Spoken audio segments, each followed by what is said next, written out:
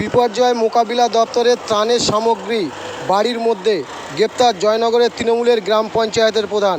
বাড়ির মধ্যে মজুদ রাখা হয়েছিল বিপর্যয় মোকাবিলা দপ্তরের প্রচুর ত্রাণ সামগ্রী, সেই সঙ্গে রাখা হয়েছিল কৃষি দপ্তরের কৃষকদের কৃষি সহায়ক যন্ত্রপাতি। রবিবার জয়নগর বিধানসভার অন্তর্গত রাজাপুর কারাবেগ গ্রাম পঞ্চায়েতের তৃণমূলের প্রধান লক্ষ্মীরানী সর্দারের বাড়িতে তল্লাশি চালিয়ে জয়নগর থানার পুলিশ আর সেখানে থেকেই উদ্ধার করে প্রচুর পরিমাণে বিপর্যয় মোকাবিলা দপ্তরের বিভিন্ন ত্রাণ সামগ্রী, কৃষকদের সহায়ক যন্ত্র, তাছাড়া মিলেছে অনেক জামাকাপড়। এই ঘটনায় পুলিশ তাকে গ্রেপ্তার করেছে। ধৃতকে রবিবার বারুইপুর আদালতে তোলা হয়েছে। বারুইপুর থেকে জামাল উদ্দিন সর্দারের রিপোর্ট, 72 ঘন্টা টিভি।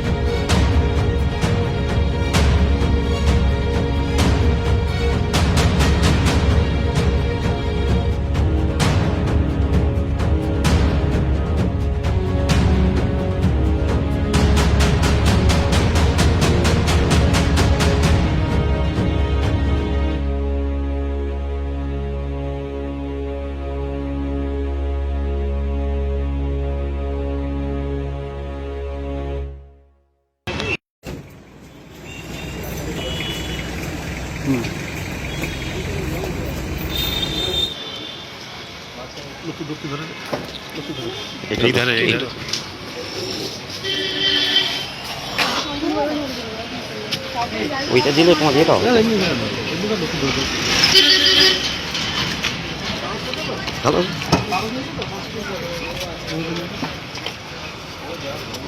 ও প্রধান সাহেব, আপনার বাড়িতে ত্রাণের মাল পাওয়া গিয়েছে, কি বলবেন?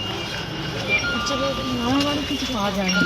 আজকে সকালে যে এটা হয়েছে কিছু পাওয়া যায়নি। দুটো মেশিন ছিল, ওই ধান পেটার মেশিন, একটা সে 18 সালে পুরানো আর একটা মেশিন। ওগুলো সরকারি ত্রাণের ছিল?